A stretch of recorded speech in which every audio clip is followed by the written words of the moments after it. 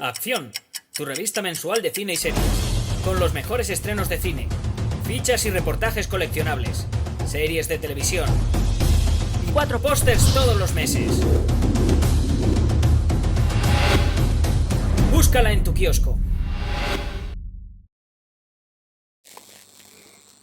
Hola, muy buenas amigos, amigas, seguidores, seguidoras del canal Ascensión en YouTube. Aquí estamos otra vez, Jaime Vicente Chagüe, convocado por Francisco. Francisco nos ha pedido que hablemos un ratín de esta película del año 1961, una película dirigida por J. Lee Thompson con, entre otros, Gregory Peck, David Niven y Anthony Quinn, casi nada. Una película titulada Los cañones de Navarone. Francisco, 1.000.000 de gracias, muchísimas gracias por tu petición y además permíteme que diga que como tal nos ha llegado tu petición, tal como nos la has mandado, la verdad es que me ha despertado mucha ternura. Nos comentabas que si no sabías si esta película era buena o no, pero que le tenías un enorme cariño. Pues así de primeras, Francisco, te voy a sacar de dudas, por lo menos en lo que a mí me toca, y eso es que es buena.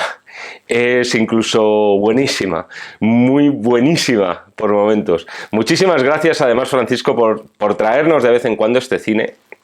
Que es el cine clásico.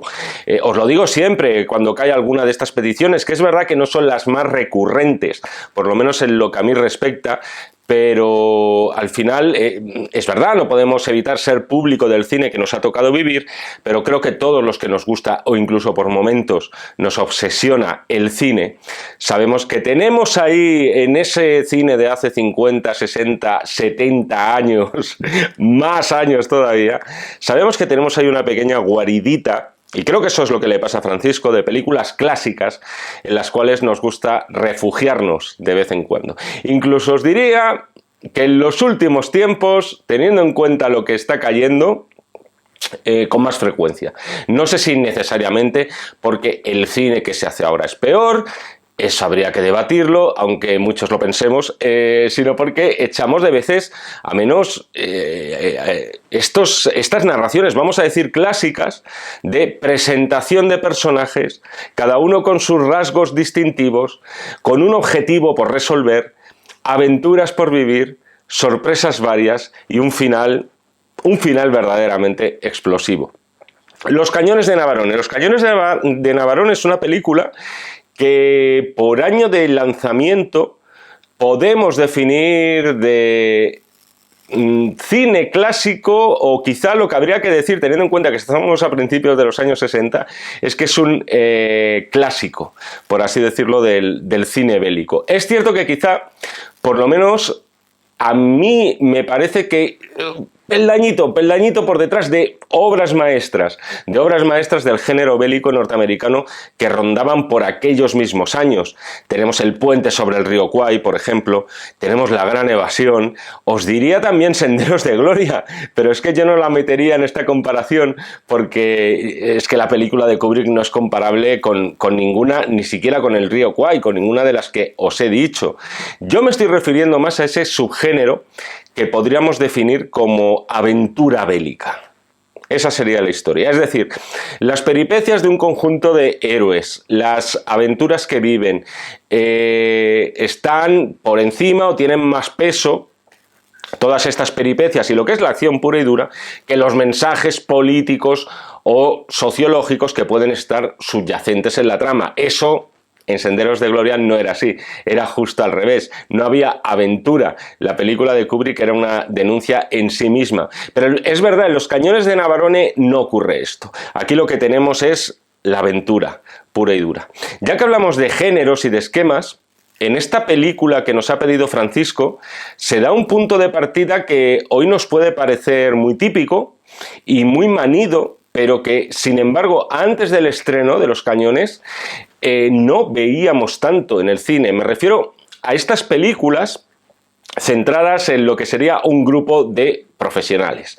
Aquí, por ejemplo, ¿qué tenemos? Tenemos al experto escalador, tenemos al experto en explosivos, tenemos al experto en el uso de cuchillos. Es como esas series de muñecos tipo Hyperman o luego los G.I. Joes, cada uno como con su especialidad. Todos tienen una cosa que aportar interesante.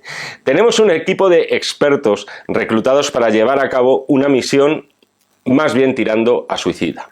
Esto lo veríamos posteriormente en otras películas, pero digamos que desde un punto de vista más canalla, más sucio, más gamberro, como podían ser, por ejemplo, Los 12 del patíbulo o Los violentos de Kelly. Pero también es algo que hemos visto en el western, como por ejemplo en esa película titulada De una forma, que ya podemos pensar en este esquema, se nos viene directamente a la cabeza, que es Los profesionales, de Richard Brooks.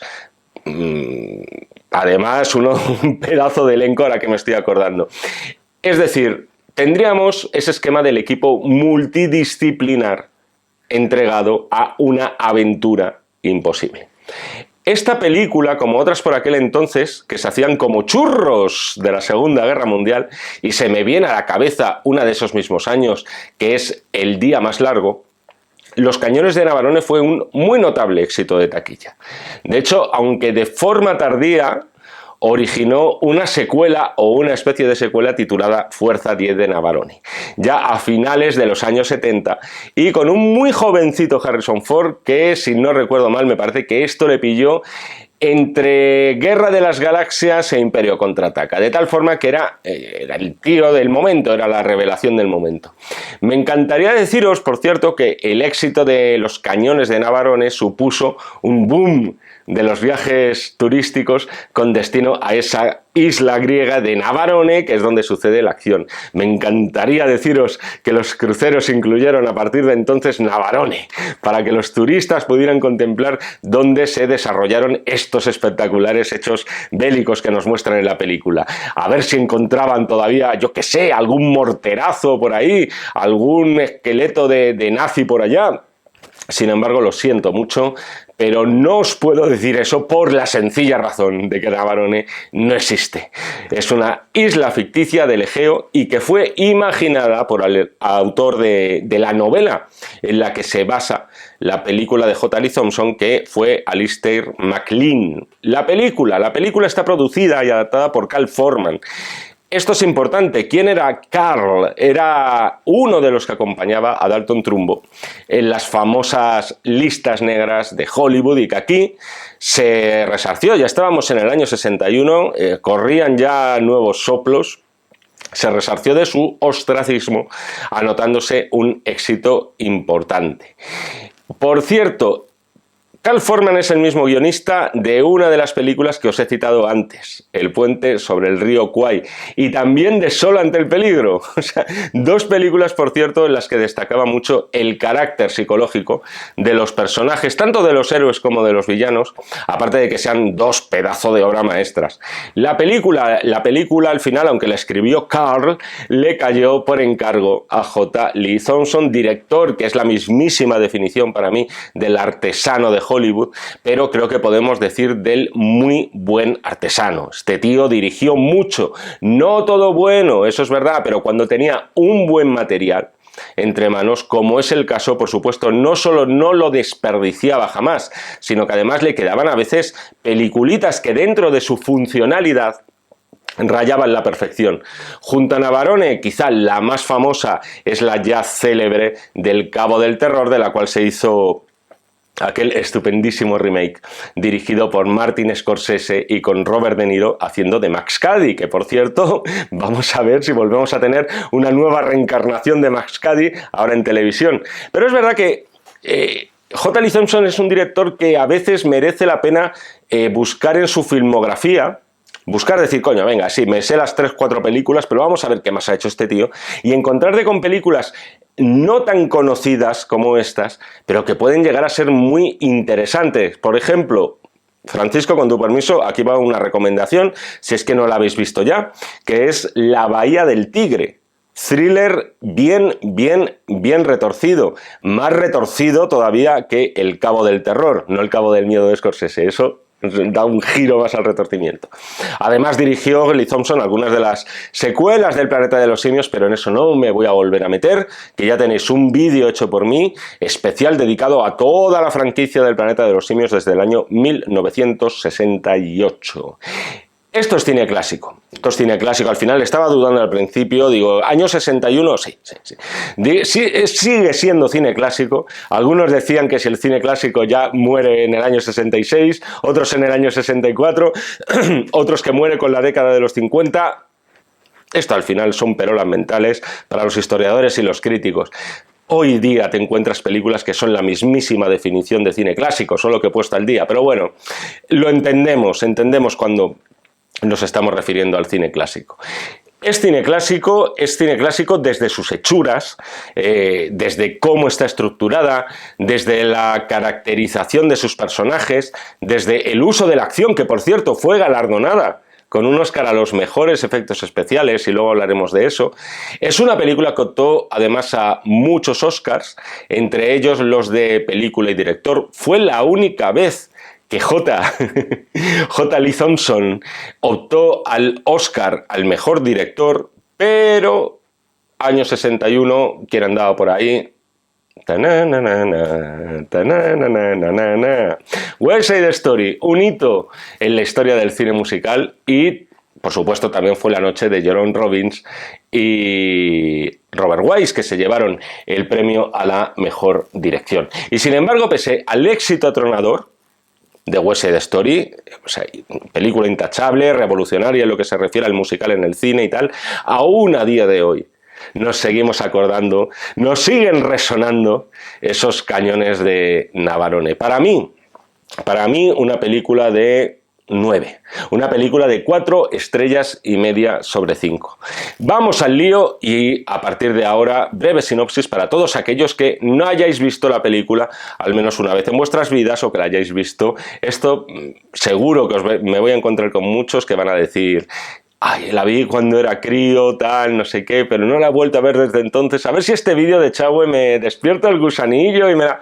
Nada me haría más feliz al final que vídeos como estos dedicados no a películas más pequeñas, sino a películas que, porque no es su época, son menos populares, os animarán a verlas y adentraros en ellas y a ver qué estupendo cine comercial, cine de acción y verdaderamente cine épico se hacía hace 60 años. Estamos en el año 1943, en la ficción, quiero decir, tenemos a 2000 soldados británicos, no sé cuántos, atrapados en una isla del mar Egeo, que van a ser borrados. Es una cuenta atrás, van a ser borrados tarde o temprano por las potencias del malvado Eje. La Marina británica no puede llegar a ellos debido a que los alemanes cuentan con unas muy poderosas armas en una isla vecina. ¿Cuáles son esas poderosas armas y cuál es la isla vecina?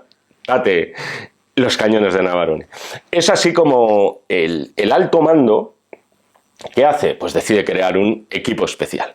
Y entre ellos, el que a priori más nos llama la atención es ese Keith Mallory, capitán y experto alpinista, interpretado por Gregory Peck. Junto a él tenemos al muy inglés Miller, David Niven, solo podía ser él, experto en explosivos, y también tenemos por ahí a un coronel griego, un extraño coronel griego de nombre Andrea, que, como no puede ser de otro modo, lo interpreta Anthony Quinn. También tienen por ahí un experto en cuchillos, Brom, que en este caso está interpretado por Stanley Baker. Por cierto, con este personaje se hace mención, es muy curioso esto, se hace mención a la Guerra Civil Española con este experto en cuchillos, porque se refieren a él con el muy cariñoso apodo de, o sobrenombre de, El Carnicero de Barcelona. He visto la película en versión original. Yo ignoro si la versión doblada, esta película se estrenaría sin problemas en su día, ignoro si en la versión doblada del año 61 se hacía mención a este aspecto. Lo primero que quiero destacar de esta película es lo atractiva que resulta siempre para mí una cuenta atrás en el cine. O sea, esto es casi tan viejo como el propio cine. Después lo podemos hacer más o menos complejo, después lo podemos llenar de más o menos pirotecnia, pero la realidad es que es un esquema que a mí, joder, me sigue resultando tremendamente efectivo y creo que lo va a ser siempre. Es decir, es un esquema que siempre va a molar, que siempre va a estar bien. Es, digamos, no necesariamente por eso te va a quedar siempre una película interesante. Hay 20.000 factores que no hace falta ni que os enumere para que eso funcione, pero como punto de partida dices, ya tienes un trechito interesante del camino recorrido. 6 días tienen en este caso, perdón, 6 días tienen los protagonistas antes de que esos cañones de Navarone empiecen a cañonear. Ya me he detenido un poco en los personajes y en quienes los interpretan, pero creo que este es otro de los, para mí, grandes atractivos que a su vez hacen tan atractivas películas como esta. El primero que nos entra en los ojos, pues al final por físico, por voz, siempre va a ser Gregory Peck, por presencia, pero esa voz de Gregory Peck, o sea, esa voz de Gregory, no os podéis morir sin escuchar a Gregory Peck en versión original. O sea, esa voz es la voz de Dios. O sea, podría recitar, está el tío para recitar los 10 mandamientos perfectamente. O sea, ya no solamente que sea una voz a Moisés, ya no solamente es que sea una voz muy profunda y grave, sino que es que además tiene un tono, unas inflexiones, tiene una voz que parece como engalonada de autoridad moral. O sea, lo que él diga, Gregory, tiene que hacerse. De hecho, él en principio no es el líder de la misión, no lo he mencionado hasta ahora, pero el auténtico líder sería el mayor Franklin, encarnado por Anthony Quayle. Al final, Gregory Peck es el que lleva la voz cantante, esto es inevitable, pero ojo, aquí ya estamos a principios de los años 60 y aunque esta película son hechuras de cine clásico, todo ella lo es, pero ya vemos que las cosas no siempre son blanco y negro. Ya os avanzaba al principio del vídeo sobre la complejidad psicológica y que este era uno de los puntos fuertes de los cañones de Navarone. Gregory Peck asume el liderazgo, y eso es verdad porque, coño, él es la estrella además, pero vamos a dudar de él. Vamos a ver cosas que nos van a parecer cuestionables y por eso nos va a resultar muchísimo más interesante su personaje que si Gregory hubiera encarnado a ese héroe sin tacha que podríamos pensar que solamente Gregory Peck puede hacer. Luego os diré en qué momento o momentos concretos me refiero, porque me parece uno en concreto de los mejores de esta película. En el lado opuesto de esa gravedad de Gregory Peck, ¿quién tendríamos? Tendríamos a ese Miller, experto en explosivos, encarnado por David Niven. Yo no sé por qué, pero a David Niven, o sea, es ponerle un uniforme y pensar que es que directamente han cogido, a ver, usted, coronel, venga aquí e interprétese a sí mismo. O sea, ¿y esto por qué puede ser? Claro, lo piensas y dices, coño, ¿por qué le sienta también el uniforme? ¿Por qué hacía también de militar? Ah, coño, claro, porque fue teniente coronel del ejército británico. Él ya había recibido una educación militar, de hecho se graduó con 20 años. Estoy hablando de Niven todo el rato, no del personaje, que parece como la biografía del personaje. Pues no, David Niven se graduó con 20 años como segundo teniente del ejército en una escuela militar. Sin embargo, aquí donde lo veis, además, David Niven tuvo las santas narices de reincorporarse al ejército cuando Gran Bretaña declaró la guerra a Alemania en 1939. No muchas estrellas británicas, y él ya era, David Niven, ya era una estrella en Hollywood, es decir, ya podía vivir perfectamente allí, hicieron eso. Muy poquitos. Pues muy poquitos, por no decir ninguno. De hecho, a David Niven le decían que se daba un aire al general Montgomery, y es que ves las fotos, David Niven era más atractivo, por así decirlo, pero dices, coño, es ese porte, ¿no? Eso de ponerte un uniforme y decirte, joder, macho, has nacido para esto. En todo caso, es verdad, es que se nota la formación militar inglesa de Niven cuando encarnaba este tipo de papeles. Es decir, Siempre un caballero, eso es verdad, o sea, intachable, tal, pero joder, con ese punto, ese lado irónico, punzante y como buscando ese golfo que tiene dentro, y con la pullita siempre en los bordes de los labios. Anthony Quinn, seguimos con las estrellas y los personajes. Anthony Quinn, tenemos que convencernos todos de una vez por todas de que Anthony Quinn no era griego. Nació en Chihuahua, México. Y lo que más tenía de europeo no era griego, sino irlandés, debido a la ascendencia de su padre. Todo esto lo digo porque sería posteriormente en Navarone encarnó el papel de su vida, que era el de Thorvald griego, precisamente. Pero independientemente de todo esto, era uno de esos actores que también por físico te invitaba a estar pendiente de él en la pantalla. Es decir, siempre, joder, vamos a decirlo, con esa pinta de bruto, o sea, con esos rasgos tan rudos, aparentemente tan básicos. Era un actorazo, Anthony Quinn, y a estas alturas, por cierto, ya había ganado 2 Oscars. Es decir, es verdad, en su caso, con los mejores secundarios. En el caso de Navarone también es un personaje secundario, pero sin duda de todos es el personaje más misterioso. A priori ya se nos presenta como alguien muy paranoico, y eso sumado a la tensión por algo que descubrimos posteriormente, y es que ha jurado que cuando acabe la guerra va a matar a Gregory Peck, también te convierte como en otra cuenta atrás dentro de la cuenta atrás que supone la película. En este caso, quiere saldar cuentas con él porque le culpa de forma, es verdad que de forma indirecta, de haber provocado que mataran a su mujer y a sus hijos durante la guerra.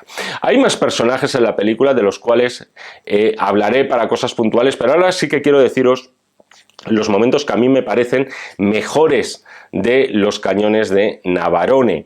Primero de todo está lo relativo a las secuencias iniciales, no iniciales, pero vamos a decir del inicio de la aventura del barco, con ese momento inicial de tensión, cuando un grupo de nazis los abordan. Por cierto, al parecer Gregory Peck tenía muchísimas virtudes, pero entre ellas parece ser que no estaba el tema de los acentos. Y para hablar alemán, fijaos en que decían, no, es que por aquel entonces estas cosas no importaban en Hollywood. Pues macho, Gregory Peck debía tener un acento alemán, digamos, sí, cero convincente, y tuvo que ser doblado. Pero bueno, vamos al lío. Tenemos esa secuencia también de la ventisca en el mar, que prácticamente es un tsunami que acaba destrozando al barco. Es una secuencia larga, pero que denota que efectivamente aquí había dinero. Es decir, Los cañones de Navarone no era una película barata, ni muchísimo menos para la época, para hacer una peripecia muy espectacular. Además, bueno, ya lo tenéis en los títulos de crédito iniciales, en los cuales se está agradeciendo a las armadas de prácticamente todos los países aliados el haber participado y haber brindado su apoyo para esta película. Pero bueno, justo cuando logran salvar el pellejo, después de esa ventisca, que se encuentran la montaña. Y ya no hay vuelta atrás porque el barco se ha hundido. Es interesante todo este tema, os habéis fijado, ¿no? La naturaleza, después de la montaña, todo este tema de la naturaleza en ese primer tercio de la película. Porque es de esas pelis que por lo menos en este tercio inicial te da a entender que la naturaleza salvaje puede ser más peligrosa incluso que los propios alemanes. Por ejemplo, cuando empiezan a subir ese acantilado, no dejamos de escuchar el viento, de repente escuchamos una gaviota que sale por ahí a traición, y os juro por Dios que a mí me ha dado un buen susto, y a su vez que tenemos también esas miraditas de Anthony Quinn cogiendo de la mano a Gregory Peck en plan, sí, pero no, pero sí. Aparte del hecho de que hay una cuenta atrás y que eso ya nos va a crear de por sí una tensión, esta va a ser una película que también resulta te genera también, contribuye mucho a esa tensión, el hecho de que esto va de toma de decisiones. Y especialmente de cuál es la mejor decisión de verdad. No la mejor decisión personal, sino la que está por encima de las personas. Por ejemplo, cuando el personaje de Anthony Quinn necesita cuidados médicos y empieza ya a ser una carga para ellos, todas las posibilidades se ponen entonces encima de la mesa y se ponen todas. Y sin embargo, en esos momentos saben que muy por encima de ellos, muy por encima de Anthony Quayle, de Gregory Peck, de todos, está la misión. Es decir, esta gente sabe a lo que ha venido. Es la mentalidad del profesional, del soldado, como os decía antes. Sin embargo, tampoco pueden evitar ser humanos, no son robots. Y estas tensiones que empiezan con eso, ¿qué hacemos con este hombre? ¿Está tullido? ¿No lo podemos llevar tal? Esas tensiones van a ir en aumento, sobre todo a raíz de que Gregory Peck, ahora, en sustitución de su amigo, toma el mando. Otro de los grandes personajes de la película, por los títulos de crédito ya sabíamos que esta es una de esas raras películas bélicas del Hollywood clásico, donde íbamos a tener una mujer soldado, y esta sí, griega, de verdad, en este caso Irene Papas, que encarna a María, miembro de la resistencia de su país. Su presentación no puede ser mejor. Un galletón en toda la jeta que le mete a su hermano, que es uno de los miembros de este comando, y le dice, para recordarte que escribas de vez en cuando. Eso es una hermana mayor, de verdad. Esta es una película que, sin dejar de ser espectacular en sus formas, raya también muy alto en lo que se refiere a estos momentos más dramáticos. Como dirían en Infiltrados de Scorsese, ¿por qué digo esto? Es que en toda esta operación hay una rata. Hay una rata por ahí ambulando y hay que desratizar ese comando. Hay un traidor, es lo que quiero decir. Y esa es la amiga de María, llamada Ana. Y que os he dicho ya que este vídeo va con spoilers, ¿verdad? Si no habéis visto la película, de verdad. Joder, se da por entendido, ¿no? O sea, cuando ya hacemos estos vídeos, ¿qué debo llevar? Ya 200, 300 vídeos, no lo sé. Van a ir con spoilers. Y uno de los grandes spoilers de esta película es cuando averiguan que esa amiga de María, que se une al comando y que se llama Ana, que por cierto parecía estar haciendo muy buenas migas con Gregory Peck, en realidad les está traicionando. Esto le descubre, por cierto, David Niven, después de ver que no tiene ni una sola marca en la espalda, lo que le confirma que en realidad nunca fue torturada por alemanes, ni ninguna historia que haya contado, y que ha piado, pero como un canario. Es muy interesante también, dentro del tono marcado psicológico que tiene la película, el giro del personaje de David Niven. En plan, como os decía antes, ¿no? El irónico, el cínico inglés y tal. El tío en plan, me río de todo, me la suda todo, a de repente imponerse en esta situación y a empoderarse frente a Gregory Peck.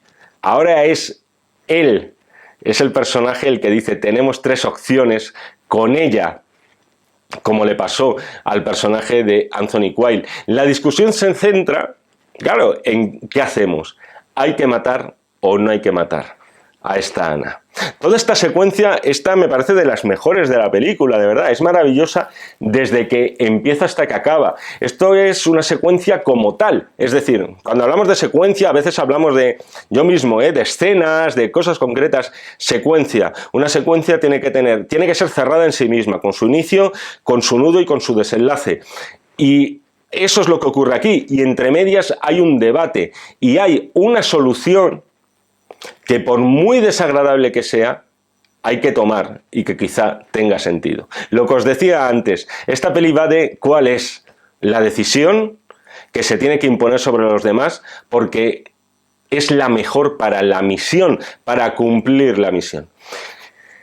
Es un momento muy guay porque efectivamente, claro, David Niven se la tiene guardada a Gregory Peck. Es muy grande ver a estos dos picaos. Parece ser que Gregory Peck dice, joder, vaya marronazo y tal, me está empezando a gustar. Vaya forma, no es la primera mejorcita. Parece que va a ser Gregory Peck la mano ejecutora y, sin embargo, es la amiga de esta chica la que le dispara, Irene Papas.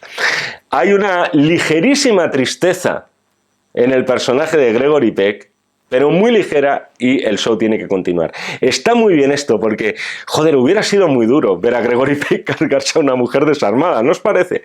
Es decir, por muy traidora que sea, y luego además la tía, Creo recordar que más o menos lo medio razona, ¿no? Y tal, que si no la amenazan, si no la iban a matar, etcétera. Joder, somos humanos, tío. O sea, y joder, con nazis de por medio, ¿no? ¿Cómo salvar el pellejo en esas situaciones? Serías capaz de todo. Y no, digamos ya, traicionar a gente que apenas conoces. Pero dices, vale, no me habéis puesto eso, que quizá hubiera sido lo heavy, hubiera sido lo valiente ver a Gregory Peck cargarse a esta chica, pero tiene todo el sentido del mundo y está muy bien en ese guión, y te lo comes con papas, nunca mejor dicho, que sea Irene Papas la que toma la decisión de liquidar a su amiga porque no lo ves venir, y ves también qué clase de mujer y de mujeres podían estar en la resistencia en aquellos años históricamente trágicos. Previamente hemos tenido otra secuencia, en este caso cuando les pillan los alemanes, en lo que parece, por cierto, una boda típicamente griega. Yo he echado de menos en esa recreación que hablaran más a voces, los griegos a modo o del mismo modo que lo hacemos los italianos y los españoles en una boda, porque en eso estamos hermanadísimos. Está bien en el interrogatorio el papel que desempeña Anthony Quinn, porque claro, ahí lo piensas y dices, joder, verdaderamente parece que está decidido a salvar el pescuezo como sea, diciendo que no conoce a estos tíos de nada y tal, pero después fingen esa enfermedad y logran desarmarlos. Está muy bien porque dices, es ambiguo siempre el personaje de Anthony Quinn. Todo este circo que está diciendo de yo no les conozco de nada, tal, en realidad es para venderlos, luego cambia sobre la marcha para hacer la heroicidad, te plantea serias dudas. Tengo que decir que en todo caso, en esta secuencia del interrogatorio de la cárcel, posiblemente estamos ante los nazis más torpes de la historia, vamos a decir, del cine, y de los más blanditos. O sea, antes os he mencionado 12 del patíbulo. Yo creo que un Robert Aldrich esto lo habría despachado, quizás no con más verosimilitud, pero vamos a decir que con mucha más locura y sangre, sobre todo. Después hay un momento previo a lo que os he dicho antes de la ejecución de la traidora, que también evidencia toda esta tensión psicológica que atesora la película. Gregory Peck deja con los nazis al personaje de Anthony Quayle, que no se puede mover. Ya os he dicho antes que prácticamente, bueno, casi lo sacrifican, pero antes le ha dado una versión falsa de cuál es el plan, convencido de que, claro, se lo van a sacar a base de torturas, y dices, para eso te voy a cambiar el plan, sin decírselo a Anthony Quayle, claro, y le dice, oye, vamos a hacer esto, esto y esto. Claro, y Anthony Quayle lo suelta. Y ya entonces David Niven lo censura, porque dices, joder, éticamente y moralmente se puede reprochar. Y por primera vez le vemos a David Niven ya enfadado con el personaje, porque desnuda a Gregory Peck como alguien sin miramientos ni sentimientos, ni siquiera por sus amigos. Pero lo interesante es que por más que lo intenta David Niven, nunca logra doblegar de verdad a Gregory Peck. Y la determinación que tiene este personaje siempre va a ser por cumplir la misión. No hay apegos. O sea, los apegos que tú puedas tener, su amistad por el personaje de Anthony Quayle, el afecto, el amor, como lo queráis llamar, por la espía griega.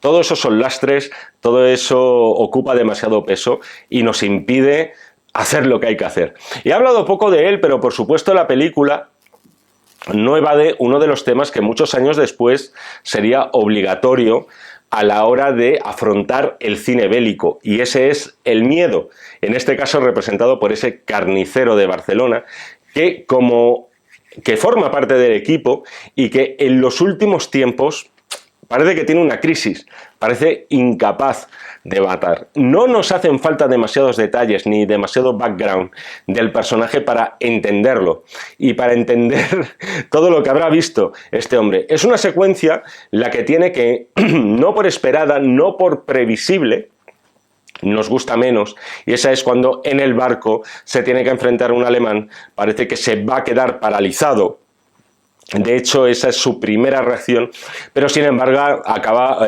mostrando su magia con el cuchillo y comportándose como ese carnicero de Barcelona, como un héroe, en este caso básicamente como todos los de este grupo, que van a ir cayendo uno por uno, pero oh sorpresa, menos las estrellas de la película. Y dices, pues coño, pues como tiene que ser. ¿Qué vas a hacer? ¿Cargarte a Gregory Peck a la media hora? Son Gregory Peck, es Gregory Peck quien planta, Gregory Peck y David Niven, quienes plantan los explosivos donde se encuentran los célebres cañones de Navarone. En toda la secuencia en la cual los alemanes primero se encuentran ese ratón muerto que han dejado ahí como señuelo y siguen después con lo suyo, que es armar los cañones y tal. En toda esta secuencia se nota que estamos ante, de verdad, quizá lo he mencionado poco, pero estamos ante una buenísima producción de primerísima categoría, en la cual no sé, no he leído más sobre esta película, pero verdaderamente parece que estamos ante armamento de verdad y esos obuses parecen de verdad. Y luego tenemos la explosión, las explosiones que se producen ahí, rematadas además con la caída de esos cañones que acaban estrellándose en el fondo del mar. Para mí son uno de los momentos del cine bélico clásico más infravalorados. Es decir, tenemos una serie de momentos del cine bélico, el puente sobre el río Kwai, de la gran evasión que os voy a contar, puente sobre el río Kwai, el personaje, cómo muere el personaje. Bueno, voy a hacer spoilers de películas antiguas.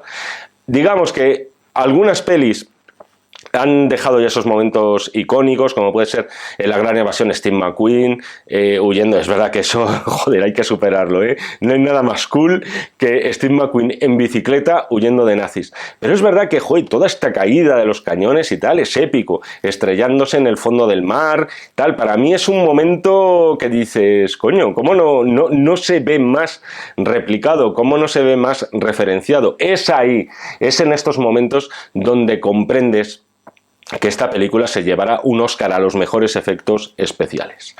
En resumidas cuentas, misión cumplida, es decir, se ha escrito una nueva página en la historia, un nuevo fracaso alemán, un nuevo triunfo aliado. Anthony Quinn hace las paces con Gregory Peck hace las paces con David Niven, e Irene Papas, que parecía que podría no hacer las paces, sino acabar en paz con Anthony Quinn, le dice que todavía le queda mucho por hacer allí. Volverían a coincidir, por cierto, Irene Papas y Anthony Quinn, hay que decir, en Zorba el griego, pero tampoco acabarían juntos. Misión cumplida la de este comando. Y Francisco, espero que misión cumplida también, como hilas hecha, güey, qué crack, con esta crítica a la carta. Espero que te haya gustado de verdad este vídeo, espero que haya merecido la pena, la espera y la pasta, porque estos vídeos nacen al final de vuestra solidaridad, de que pagáis por ellos y de que a cambio de eso todos los podemos ver, todos vosotros los podéis ver, y por eso, más que agradecérmelo a mí, estos vídeos hay que agradecérselos a quienes los pedís, que en este caso es el bueno de Francisco. Espero que oye, al final me tiraste por el lado sentimental, confesándome que es una de tus películas favoritas, y por eso mismo no hay nada que me gustaría más que haber estado a la altura de esas expectativas. Y al resto, espero que os haya gustado también este vídeo. Ya sabéis, para más cine clásico, La Gran Evasión, Senderos de Gloria, mira, esas las tengo libres también. Cine bélico clásico, el que queráis. ¿Cómo pedirlas? Quiero que Echagüe me haga una crítica a la carta de La Gran Evasión, por ejemplo. Pues nada, las instrucciones están un poquito más abajo. A través de WhatsApp o de Telegram decís, Echagüe, quiero esto, esto y esto, y Echagüe muy posiblemente os diga que ok, que luz verde. Nos seguimos viendo en el canal de Acción Cine en YouTube, si así me lo requerís, y por supuesto nos seguimos leyendo en este y en todos los que están por venir de los números de la revista Acción. Muchísimas gracias y hasta otra. Acción, tu revista mensual de cine y series, con los mejores estrenos de cine, fichas y reportajes coleccionables, series de televisión y 4 pósters todos los meses. Búscala en tu kiosco.